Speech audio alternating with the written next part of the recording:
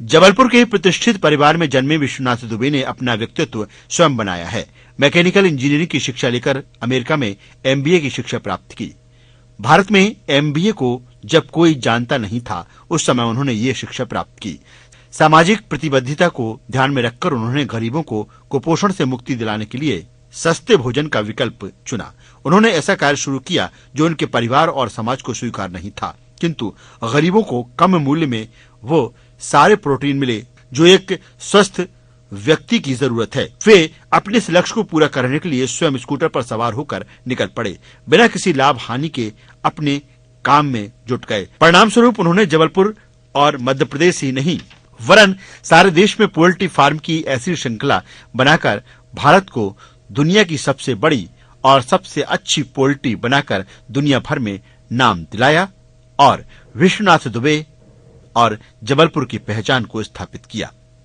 विश्वनाथ दुबे के कर्मठशीलता को देखकर कांग्रेस ने नगर निगम के महापौर पद के लिए टिकट दिया। चुनाव में 15 पार्षद कांग्रेस के और 45 पार्षद भाजपा के जीते, किंतु जनता ने महापौर पद पर उन्हें भारी बहुमत से जिताकर नगर विकास के लिए चुना। मैकेनिकल इंजीनियरिंग की शिक्षा और महापौर पद का दायित्व सोने में सुहागा की तरह था। विश्वनाथ दुबे ने अपनी सारी सोच समझ को नगर विकास में झोंक दिया। परिणाम स्वरूप नगर विकास की नई नई योजनाएं सपनों से कागज पर और कागज से जमीन पर उतरने लगी। जबलपुर विकास की जो आधारशिला विश्वनाथ दुबे ने रखी थी, वो धीरे धीरे साकार रूप ले रही है। निश्चित रूप से विश्वनाथ दुबे जबलपुर के ऐसे लाल हैं जिससे उनकी जन्मभूमि गौरवान्वित है। मैं जबलपुर से 1961 में मैकेनिकल इंजीनियरिंग पास किया। अब इंजीनियरिंग क्यों किया? मेरा खुद का निर्णय नहीं था, परिवार का निर्णय था। परिवार को लगा कि इंजीनियरिंग करने के बाद लड़का एक करियर बना सकेगा, तो उन्होंने इंजीनियरिंग में दाखिला दे दिया। मेरे टीचर्स मैट्रिक क्लास में जब मैं था तो कहा करते थे कि विशाख तुम केवल आर्ट्स में है ना, तुम्हारी लैंग्वेज बहुत अच्छी है, तुम वहां पर कुछ ना कर सकोगे। तो आर्ट्स में मुझे इच्छा थी, लेकिन पिताजी ने कहा इंजीनियर बनना, तो मैं इंजीनियर बन गया। इंजीनियरिंग कॉलेज में जब हम पढ़े तो हमको कुछ मालूम नहीं था कि कैसे बनते हैं इंजीनियरिंग के कैरियर, इंजीनियरिंग में क्या काम करना पड़ता है और जो हम पढ़े हैं उसका हमारे भविष्य में किस तरीके से उपयोग होगा। भगवान जाने क्यों हमारे कॉलेजेस में शिक्षा होती है, लेकिन ये कोई नहीं बताता किसी भी विषय के बारे में कि इसका भविष्य में व्यक्तिगत जिंदगी में कैसा उपयोग होगा, प्रोफेशनल लाइफ में कैसा उपयोग होगा, और इसके बारे में कोई भी उनको नहीं समझाता। ये बहुत बड़ी कमी है हमारे एजुकेशन की। और जब खुद की मेहनत से पढ़े तो ऐसा लगता था कि एक एक शब्द की आत्मा मेरी आत्मा को संबोधित कर रही है ना, और हम लोगों की आत्मा के बीच में तदाद में स्थापित हो रहा है। मतलब किसी भी विषय की आत्मा तक पहुंच रहा था, गहराई तक पहुंच रहा था। कल्पना कर रहा था कि उसका मैं कैसे उपयोग करूंगा, कैसे नहीं उपयोग करूंगा। तो मैंने एमबीए किया अमेरिका में, उसके बाद कुछ समय नौकरी की, फिर वापस आ गया। मैंने संकल्प लिया था कि मैं जबलपुर में आके सेटल होऊंगा, जबलपुर में अपनी व्यक्तिगत बिजनेस करूंगा, और बिजनेस में जब मेरे पास पैसे हो जाएंगे उसके बाद मैं पॉलिटिक्स ज्वाइन करूंगा। पोल्ट्री भी मैंने इसीलिए चुनी थी कि पोल्ट्री में मेरी मिशन थी कि हिंदुस्तान में प्रोटीन का बहुत बड़ा कमी है, उस कमी को दूर करने के लिए अंडे से अच्छा कोई पर्याय नहीं है। ये बताना चाहता हूं कि अगर प्रोटीन, मिल्क का प्रोटीन ₹1 का रहता है तो उतना ही प्रोटीन अंडे का 40 पैसे में पड़ता है।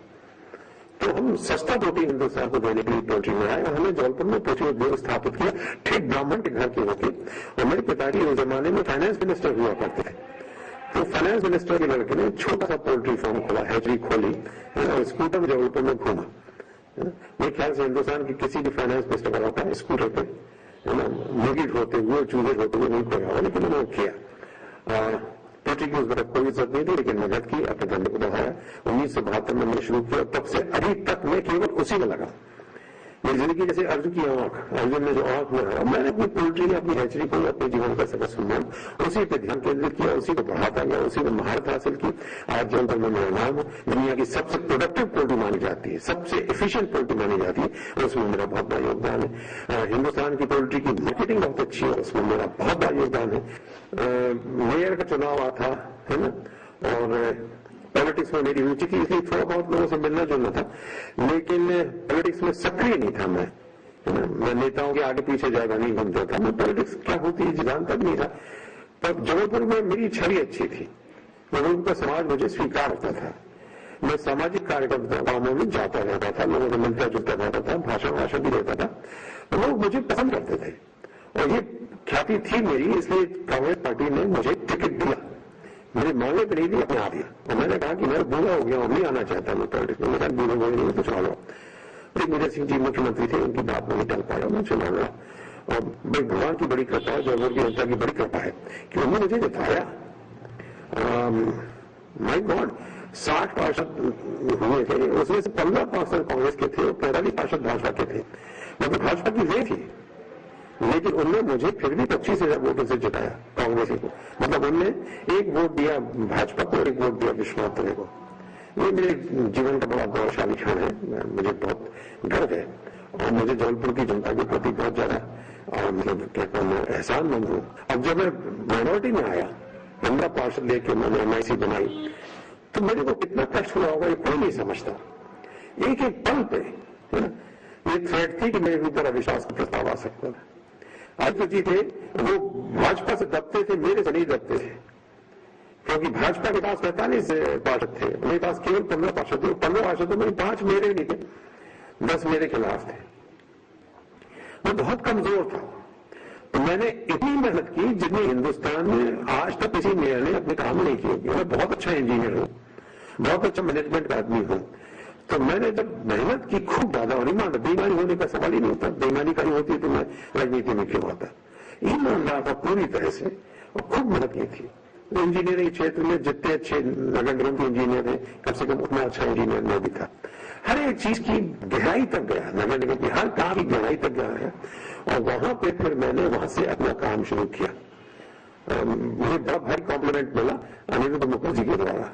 अनिरुद्ध मुखर्जी मेरे आए थे आईएएस के, तो वो जब जा रहे थे यहां से तो मुझसे कहे, देवी जी आप ही एक ऐसे मेयर हो जिसको आयुक्त की जरूरत नहीं है, आयुक्त का काम भी खुद ही कर सकता है। मतलब मैं खुद अपना काम कर रहा था, है ना, और मैं प्रार्थना करता था कि आयुक्त लोग में, और मेरे को मिला सहयोग, और मैं माइनॉरिटी गवर्नमेंट भी चलाया, किसी ने अविश्वास का प्रस्ताव लाया भी नहीं, और पूरे निष्पक्ष भाव से किया, पार्षदों की बेहद इज्जत बनाई, और जबलपुर में जो काम पहले कभी नहीं हुए थे वो मैंने करके दिखाए। इसलिए मेरे पास कम साधन थे, लेकिन वो सब सहले हुए और उनका बहुत बढ़िया काम हुआ। ऐसी सड़क बनी मॉडल रोड तरीके, पर उतनी ही अच्छी मेरी गली कूचे बने जबलपुर में, है ना, नालियां बनवाई, जिनका सबसे बड़ी चीज जो लोगों को समझ में नहीं आती, उस साल दहा में और बंदेबाग चौरड्डे पे पूर आता था, लोगों के घर में घुसता था, और हम लोगों ने जब मुहिम उठाई तो उसके बाद से इस इलाके में पूर आना बंद हो गया। अब रात का पूर हम नहीं रोक पाए, क्योंकि वो बहुत बेजब विकट समस्या थी, और पॉलिटिकल उसमें इंटरफियरेंस बहुत ज्यादा थी, नहीं तो हम उसको भी कर लेते। लेकिन शहर का पूर तो हमने खत्म कर दिया। हमने सफाई की व्यवस्था सुधारी, हमने सड़कें सुधारी, हजारों ट्यूबवेल खुदवाए, हजारों ट्यूबवेल खुदवाए लोगों के घर में। तुमको पानी नहीं मिलता तो मैं घर के सामने ट्यूबवेल खुदा हुआ पानी मिलेगा। और हमने पानी के लिए कदम किया, हम बहुत अच्छे इंजीनियर हैं। हमने ये जो अपना जबलपुर का प्लांट है, इसमें मेहनत करके जा जाके इसकी क्षमता हमने कई गुना, 1.5 गुना बढ़ाई। जितना पानी उसमें से पहले आ रहा था उससे ज्यादा 1.5 गुना पानी जबलपुर फ्लड कर दिया, पानी टंकी भरने लगी। तो काम तो बहुत अच्छे किए, बहुत किए, इंस्टीट्यूशन बिल्डअप करने के लिए काम किए। नगर निगम के अधिकारियों को विदेश भेजा, उन्होंने के लिए ट्रेनिंग प्रोग्राम किया, जबलपुर के विकास के लिए क्या व्यवस्थाएं होनी चाहिए भविष्य में उसका पूरा खाता खींचा, जो कि आज तक काम में आ रहा है।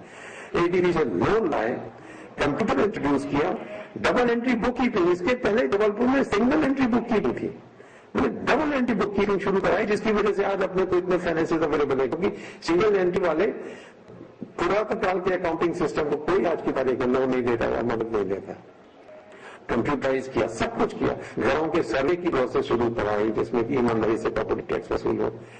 इंस्टीट्यूशन बिल्डिंग के लिए काम किया, जो दिखता नहीं है, उसमें सेल्फ रिस्पेक्ट देने के लिए काम किया। कांग्रेस पार्टी ने मजबूर किया कि हम एमपी को चुनाव लड़े, हमारी इच्छा नहीं थी, पर हम लड़े और हार गए। हार गए तो बिल्कुल फेस फीडबैक दे डाले, कोई तकलीफ नहीं। दूसरी का है कि जिसके बाद दूध आऊ लड़ेंगे तो भी कचरा निकलेगा। थथर मथर हो रही है, काम नहीं हो रहा, और काम अच्छा हो रहा है कि कोई देख नहीं रहा। लोगों को इतनी भी फुर्सत नहीं है और इच्छा नहीं है कि दाल में नमक डला है कि नहीं डला, इसलिए चख लें। बिना चुके हुए आपको दाल खिला रहे हैं, चाहे उसमें नमक हो, चाहे नहीं हो, या शक्कर डली हो, कुछ भी डला हो, है ना। इतनी भी फुर्सत नहीं है कि चख लें। आज भी बहुत से लोग तुमको ऐसे मिलेंगे जो कि बिना काम किए सफल हो रहे हैं, घूसखोरी की वजह से सफल हो रहे हैं, भ्रष्टाचार की वजह से सफल हो रहे हैं। ज्यादातर लोग क्या कर रहे हैं? ज्यादातर लोग 95%, 99% लोग आज भी अपनी जिंदगी चलाने के लिए ईमानदार कोशिश कर रहे हैं। तो देश चल रहा है 95% ईमानदारी की वजह से। सरकारी सेक्टर केवल 10% है, 10 या 15% कहना है सरकारी सेक्टर, 85% सेक्टर तो बेईमानी की दम पे नहीं, ईमानदारी की दम पे ही चल रहा है। तो पूरे देश में 100 रुपए में 5 रुपए बेईमानी के, 95 रुपए ईमानदारी के हैं। अब आप देखो कि वो 5 रुपए की तरफ जाना चाहते हो कि 95 रुपए की तरफ जाना चाहते हो। 5 रुपए की तरफ जाओगे जेल भी जाओगे, हो सकता है तुमको न मिले। इधर जाओगे तो ये तो गारंटी है कि तुमको रोटी मिलेगी और इज्जत मिलेगी और आगे बढ़ने के रास्ते होंगे। हम उसका एक एग्जाम्पल है। EMS टीवी न्यूज के लिए जबलपुर से गुरजीत की रिपोर्ट।